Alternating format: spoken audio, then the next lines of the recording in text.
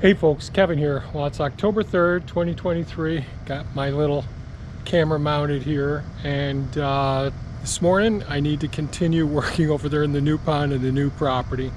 I'm at home at our home right now, and so I just fired up the Hulk, the Takeuchi TL12V2 track loader. Shout out to Barb and Jim. So I need to move the pile of dirt that I excavated out of the pond yesterday before I can do more excavation, and there's quite a bit more excavation that needs to be done. Going to use the track loader because most of that soil is actually still pretty moist, but the topsoil I'm riding on top of is very moist, so you need to have the tracks. Can't use a front end loader on a tractor, so that's real important. And I got to clean off the backup camera now that I think about it, because when the sun hits it and there's any condensation or a little bit of smudges on it, it's really hard to navigate backing up between things. And I really rely on that because I'm using a lot of that soil to extend the road that I started early in the springtime, which is a big, muddy, deep, muddy ruts. Trails and all. So I'm using stones from the stone wall, dropping those in the ruts, putting the gravel and sand on top of it, and we're packing it down bit by bit. So that's what I'm going to work on. Hopefully I can get that pile down, and then I can start another excavation project this afternoon in another excavation process in the same pond, so we can get some more work done. So we'll see how things go. Here we go.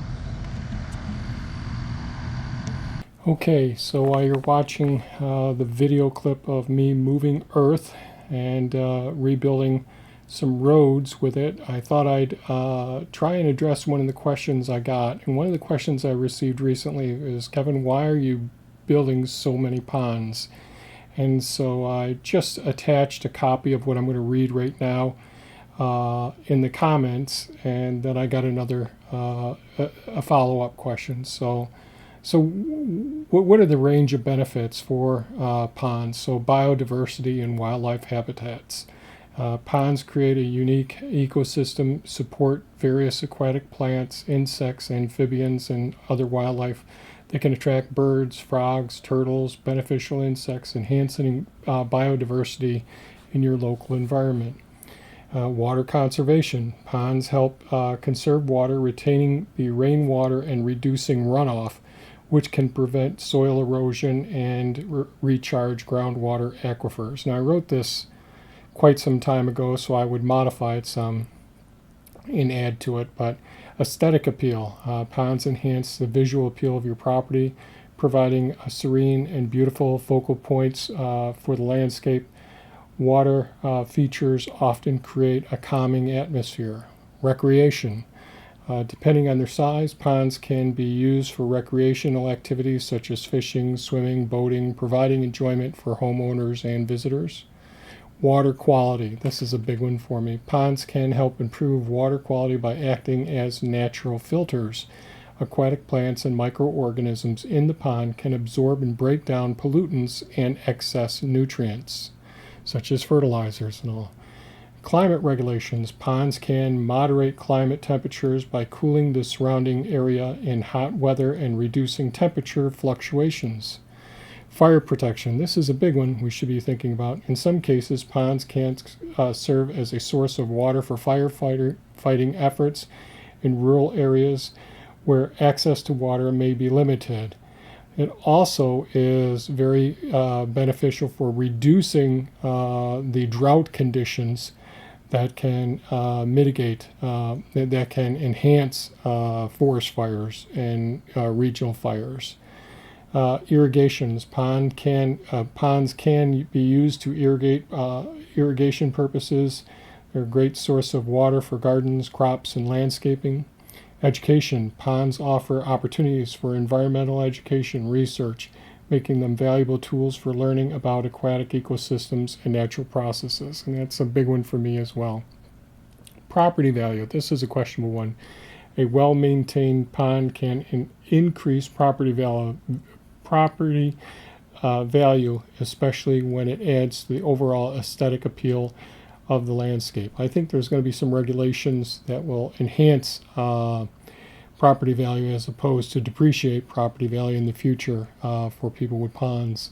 Meditation and relaxation. The presence of a pond can create tranquil environment, promoting relaxations and stress reduction. Many people find the sound of running water soothing. Aquaculture. Some individuals use ponds for fish farming, which is aquaculture, and can provide a suitable source for food or other income as well. So after writing that, the question came back, well, that's a lot of good reasons, but what is your reason for putting in so many ponds? Why so many? And really, it's multifactorial, my answer is. And I read some of the things, and there are other articles that I've written as well that I haven't published yet on the newsletter or on the website. So there's something that I talked about in the past, forest bathing. It's a Japanese Shinrin Yoku, I think is what's called. And it helps with stress reduction, improve mental health, enhance immune function, increase creativity and concentration, lowering blood pressure, enhance physical health, greater connection to nature, stress resilience, mindfulness and relaxation, and social benefits. So forest bathing is becoming better, more widely accepted, and some clinicians actually, prescribe this for some of the clients to help with various different health issues. Getting out and spending time in nature, and especially in a forest, in a very, very relaxing place, and really just letting go and practicing mindfulness in that setting, almost like a spiritual or meditative place.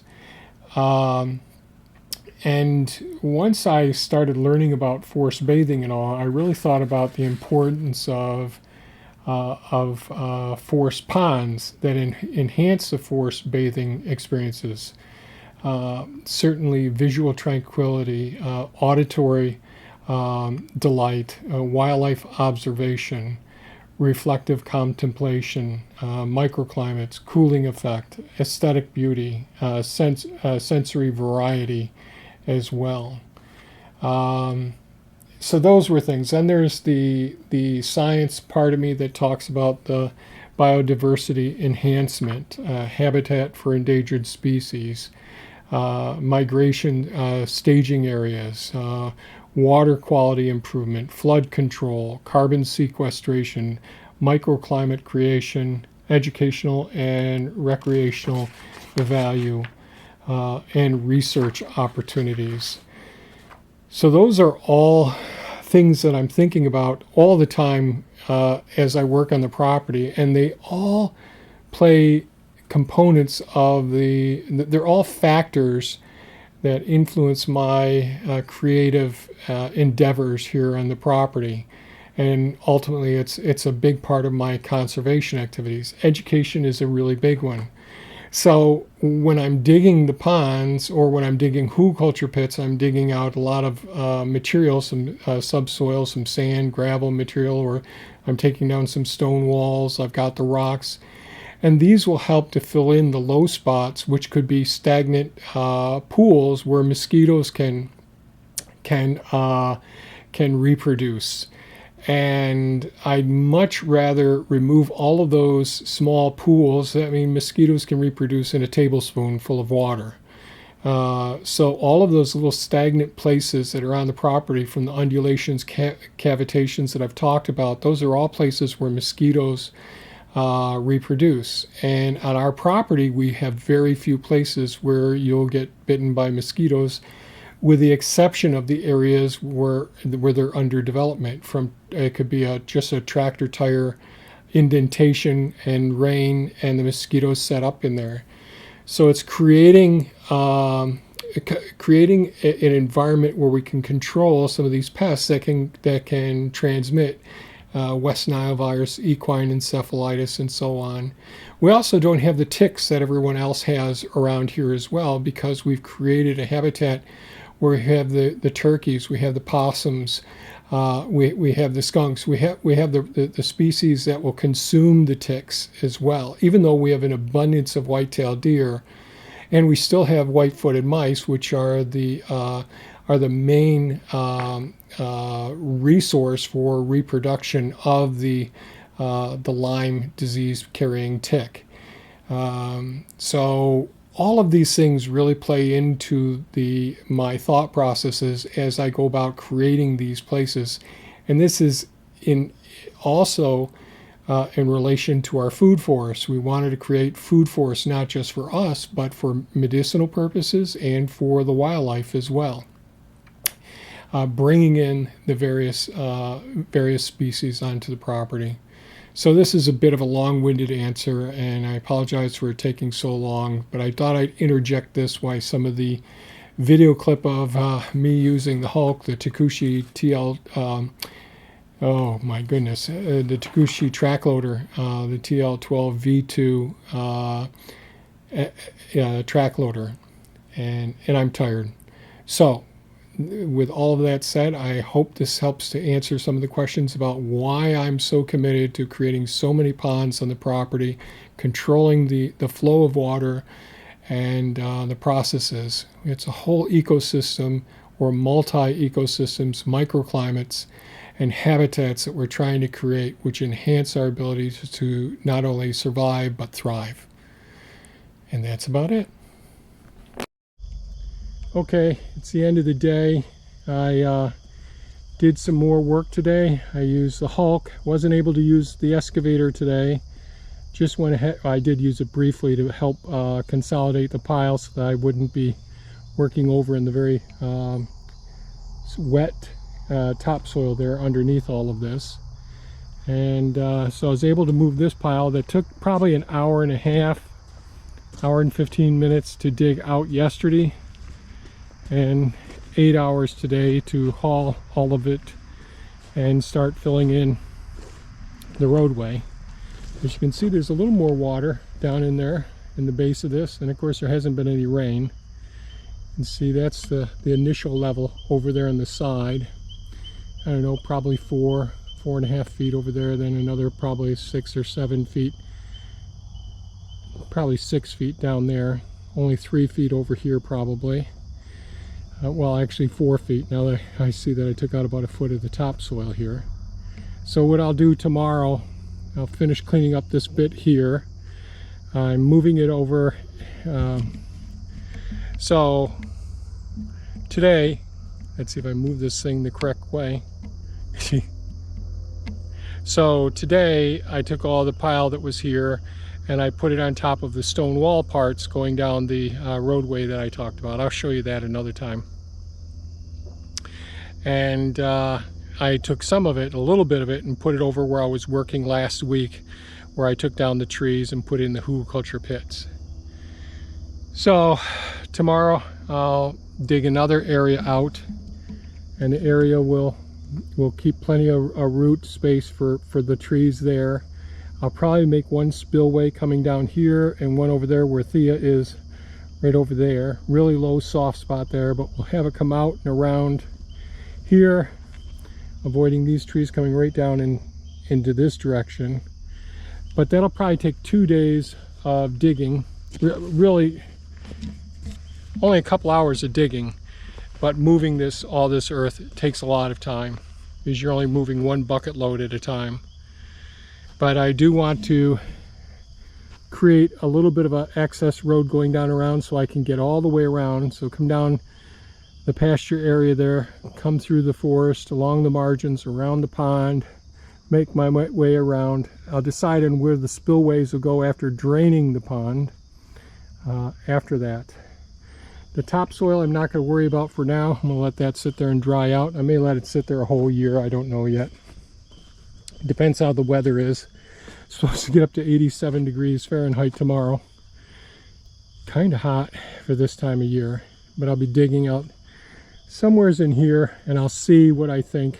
I may leave a little bit of an access area to be able to come up in here if I ever need to do any work on the pond. Right in this path right here. We'll see how things go tomorrow, bit by bit. So you happy with it so far, hon? I'm very happy, but the mosquitoes just found me, even with my That's spray. right. That's right. Well, we have 2 more days with the weatherman of no rain, so we got 2 days. Yeah, see if the weatherman can come and give us a hand here, will you? Okay, we'll put a purchase order out there. Okay. Well, come on. I gotta get used to using this. So folks, that's it for today's video. We'll see you tomorrow as I hopefully am able to get some more work done here in this pond on the new property. Thanks so much for watching. Give us a thumbs up, share it with your friends, and have a super fantastic and safe day. Bye-bye now. You gonna say goodbye? Oh, goodbye everybody. I thought he turned us off. Woo-hoo. Have a great day.